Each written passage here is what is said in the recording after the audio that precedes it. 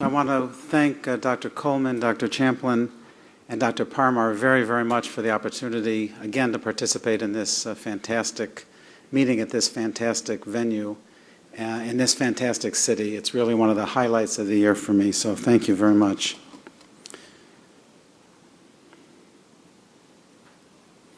What I'd like to do is, first of all, give a very brief, in fact, one-slide introduction to set the background, talk a little bit about an overview of current therapy, and then talk about what I think are breakthroughs in AML, some of which you've heard about just now from Dr. Tien, and then mention some future directions. First of all, it's important to remember that the median age of AML is 72 years in population-based studies. In 2011, 13,400 new cases were diagnosed in the United States, and more than half of those patients, 9,000, died of their disease. AML, of course, can arise de novo or can develop from prior therapy exposure, or it can evolve from an antecedent myeloproliferative or myelodysplastic syndrome. The outcome varies by prognostic factors, as you've heard just now again from Dr. Tien, and there's great heterogeneity in genetics, molecular genetics, cytogenetics, and in clinical manifestations.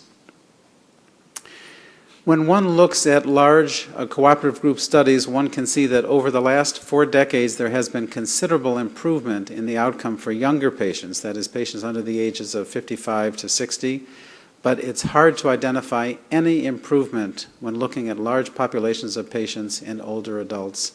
And if you believe that there may be some improvement, as you can see from the curves on the right, this is most likely due to changes in supportive care, better antifungal, antimicrobial agents, than any true improvement in outcome. In fact, if you look at older adults over age 60, and those with unfavorable cytogenetics treated with intensive chemotherapy, you can see that we've made no progress and the outcome is very, very poor. Now, these are the 7 areas that I think represent breakthroughs.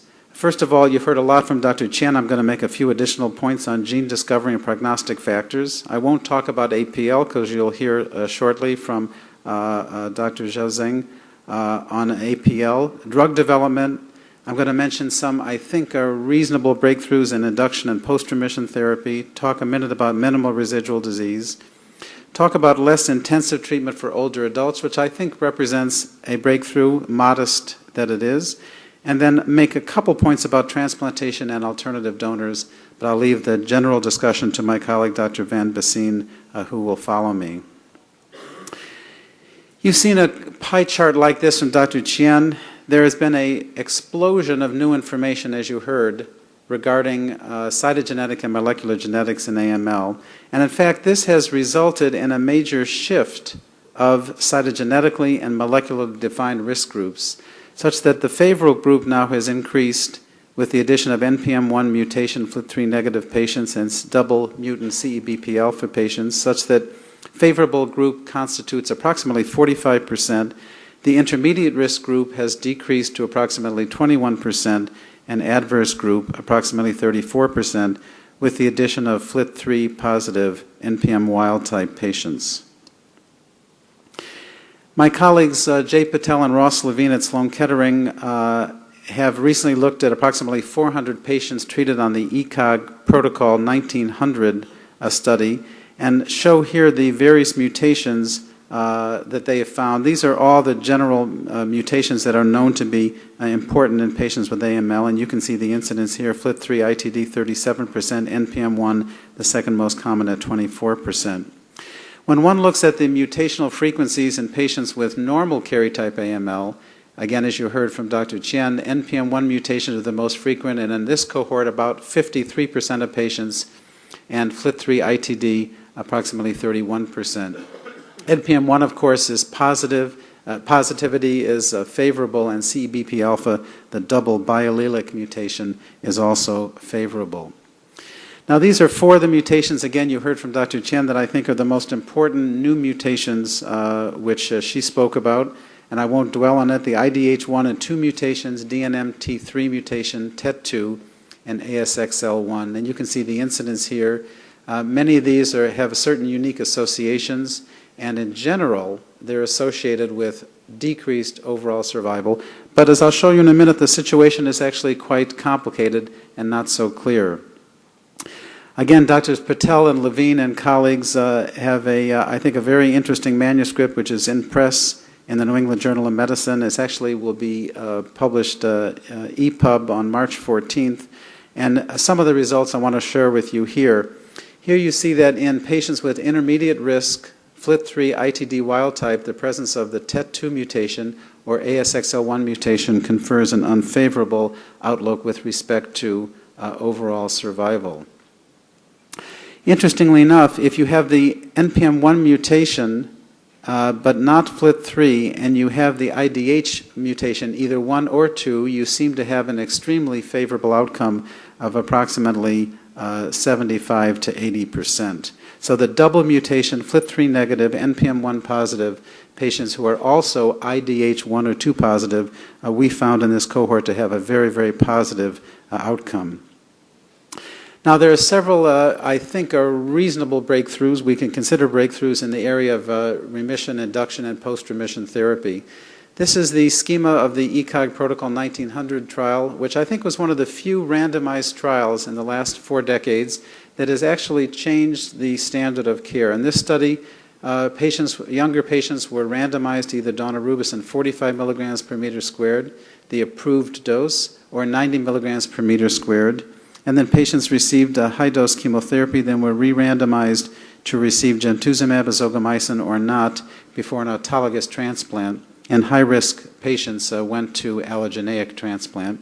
And there was an improvement in the complete remission rate, as you see here, 71% compared to 57%, with no significant increase in cardiac toxicity or induction death. And we found an improvement when all patients were looked at in overall survival and those patients with favorable or intermediate cytogenetics, but no improvement in the outcome of patients with unfavorable cytogenetics. Now, the DNMT3 mutation was not found in the large cohort of 400 patients on the ECOG Protocol 1900, but some interesting observations were made, and the most important I think I want to share with you is that among patients who received the high-dose daunorubicin, patients who had the DNMT3 mutation appeared to fare significantly better than those who received the standard dose. And this was also true for patients who expressed either the DNMT3 mutation or the MLL mutation or the NPM1 mutation. Those patients with any one of those mutations fared better when they received high-dose daunorubicin compared to standard-dose daunorubicin. Now, gemtuzumab azogomycin is an immunoconjugate which consists of an anti-CD33 antibody which is linked to the potent toxin calicheamycin. It was approved in the United States and then withdrawn from the market in 2010 because post-marketing studies suggested no significant benefit. There were actually 2 randomized studies that led to various variable results in patients under age 60. The MRC study in which patients were randomized to chemotherapy with or without a single dose of gemtuzumab azogomycin showed no increase in induction mortality and a survival benefit in favorable risk and a trend for survival benefit in intermediate risk. A Southwest Oncology Group study, similar in design, randomized patients to a single dose, a higher dose though, of 6 milligrams per meter squared with chemotherapy or without, or chemotherapy alone, and found an increase in induction mortality and a trend for a survival benefit in favorable risk.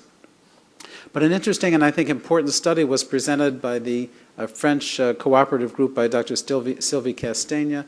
And in this study, patients with patients between 50 and 70, that is, were randomized to chemotherapy with or without fractionated gemtuzumab azogomycin. And here's the schema for this protocol here. And interestingly enough, Dr. Castaigne and her colleagues reported a significantly improved outcome for patients who received chemotherapy with fractionated multiple doses of gemtuzumab azogomycin compared to those who received induction chemotherapy alone. There was an improvement in event-free survival and relapse-free survival, but overall survival was not significantly improved when other confounding variables were accounted for. Now, while I don't think that gemtuzumab ozogamicin yet represents a standard of care, I think further studies may in fact establish it as a standard of care. The French group concluded that there was an improvement in event-free survival, relapse-free survival, much less so in overall survival for patients AML ages 50 to 70, but this was important only for patients with favorable or intermediate risk cytogenetics. The safety profile they thought was acceptable, although for those of you that were at the presentation at the plenary session at the ASH meeting, you'll recall there were 3 cases of veno-occlusive disease, 2 of which were fatal. Now, in the MRC study that I mentioned, in which patients were randomized to chemotherapy with or without gemtuzumab ozogamicin, there was a second randomization in consolidation to high-dose Ara-C at the standard 3 grams per meter squared, or a half dose, a gram and a half per meter squared, both given twice a day on day 1, 3, and 5. And in fact, I think this is an important study because there's been a lot of information suggesting that we may not need the large doses of Ara-C that has become routinely given to patients in consolidation. And in this study, when the MRC looked at 5-year death in CR, relapse rate, relapse-free survival, or overall survival, there was no difference whatsoever in outcome when younger patients were consolidated with a gram and a half per meter squared versus 3 grams per meter squared. And I think that this represents a significant breakthrough. Additional studies suggest that we also suggest that we're over-treating patients. Here's a study from the Japanese Adult Leukemia Study Group in which younger patients in first complete remission were randomized to standard high-dose Ara-C at 3 grams per meter squared, or 2 grams per meter squared, or 200 milligrams per meter squared for 4 cycles, given with additional multi-agent chemotherapy, and again, suggesting no improvement in outcome for younger patients to receive the high doses of 2 or 3 grams per meter squared.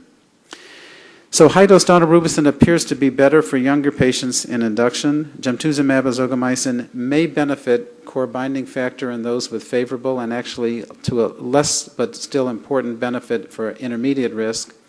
Lower doses of Ara-C appear to be as good as standard high-dose Ara-C for consolidation and potentially less toxic.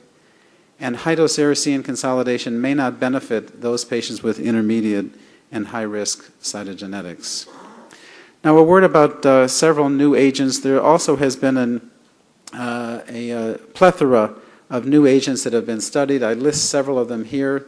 There are unique mechanisms of action. I'm just going to highlight several because in the interest of time, CPX351 and sorafenib, but there are other interesting agents, including the DOT1L inhibitor, which appears to be, in the laboratory and preclinical studies, to be very effective for those patients with MLL gene rearrangement, and L-cytarabine, which is a lipophilic conjugate of cytarabine, which is not dependent on the transporter protein in which normally transports cytarabine into the cell. But let me bring you up to date on 2 of these agents very briefly. CPX351, it's an interesting agent because the agent itself includes 2 drugs which we commonly give, that is daunorubicin and cytarabine, but packaged in a fixed molar ratio with the theory that the delivery of a fixed ratio of these 2 drugs into the cell may improve outcome.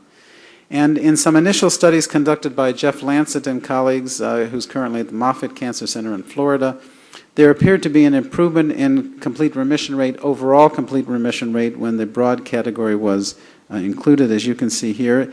And importantly, the 30-day mortality for this liposomal formulation appeared to be significantly less, the 30-day and 60-day mortality. And interestingly enough, although event-free survival in a randomized study of CPX versus daunorubicin cytarabine and overall survival was not improved, an interesting observation was made that both event-free and overall survival for those patients that had secondary therapy-related AML seemed to be significantly better, and this will be pursued in additional studies. Now, I wanted to mention the new FLT3 inhibitor AC220, which I think is a remarkable new agent. It's one of the 2 FLT3 inhibitors that really has potent activity as a single agent in inducing complete remission in patients with relapsed and refractory AML, and therefore, of course, may have an important role in untreated patients, either alone or more likely combined with chemotherapy. AC220 is a selective oral FLT3 inhibitor, active in FLT3 ITD-positive patients. There are non-randomized studies which are underway, and in this preliminary study from Dr. Jorge Cortes from the MD Anderson Cancer Center, 2 cohorts of patients were treated, as you can see here, a group of patients with relapsed and refractory disease to frontline therapy, and patients relapsed and refractory to second-line therapy or after allogeneic transplant. And in this preliminary study, you can see that the overall complete remission rate, when all categories was included, as you can see here, was quite respectable, including some patients with true complete morphologic remission. There is a phase 1 study combining this agent with chemotherapy underway at several institutions in the United States, and I think we all eagerly await the results of this interesting agent. I think another moderate breakthrough includes the identification of minimal residual disease. This has actually been a topic which I think has not received the attention it should. As you can see, more than a decade ago, there were studies looking at flow cytometry, but recent studies suggest that molecular genetic studies looking, for example, here at WT1 may be very useful at identifying patients at high risk of relapse, for whom we can, of course, target additional therapies. With respect to older adults, I think there has been a breakthrough in the sense that we are beginning to really direct treatment at less intensive therapy for older adults. Hypomethylating agents, immunomodulatory agents, lenalidomide and clofarabine have all been studied. And one example, of course, I think is shown here, one of the more important examples. This is a randomized study in older adults, randomizing patients to either azacitidine or what was referred to as conventional care regimens. This included either best supportive care, low-dose cytarabine, or intensive chemotherapy, showing an improvement in overall survival. So I think there has been a real shift in trying to treat patients with lower intensity novel agents, older adults, compared to standard therapy. I didn't have time to go over all the data, but prognostic factor models now exist better than ever to help predict induction mortality, complete remission, and overall survival. Novel strategies exist with potent, less toxicity, with unique mechanisms of action.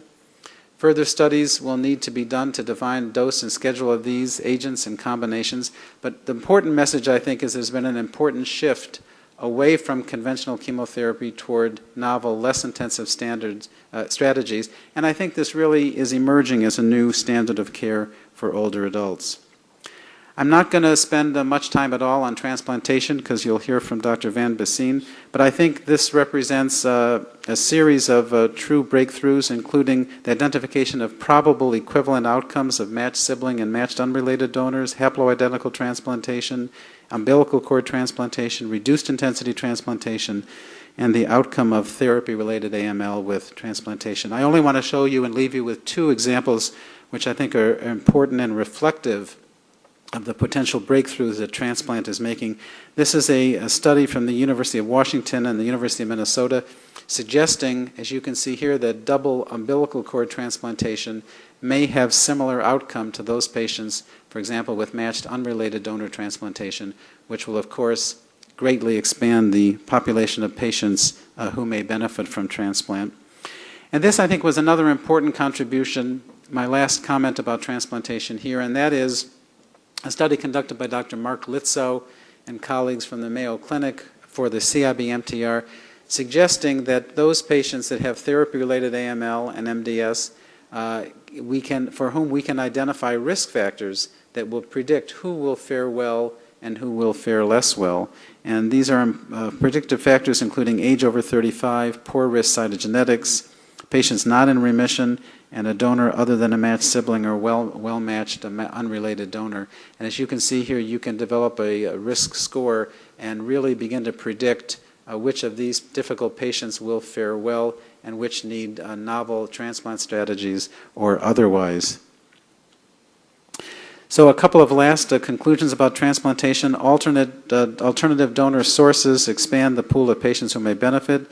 I didn't show you all the data, but the outcome for mud transplants appears to approach that or be equivalent to those with matched unrelated donor.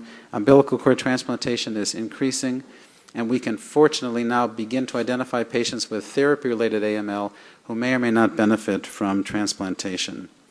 And finally, just to leave you a few words about future directions that I think will be important over the next decade. Gene expression profiling for signatures which are characteristic of specific genetic subtypes that can identify further than you've heard this morning, cooperating mutations and perturbed pathways that can really predict response to new therapies. Risk stratifying therapy is the name of the game with specific targeted strategies. Characterize mechanisms of action and off-target effects of putatively molecularly targeted therapies that have a wide variety of effects that need to be explored. I think the very important area of identifying molecular markers of residual disease will be important. Many individuals have helped shape my views toward the diagnosis and treatment of AML. Too many to list individually, so I've listed a number of groups with whom I'm associated, and I'm grateful to all of them. Thank you very much.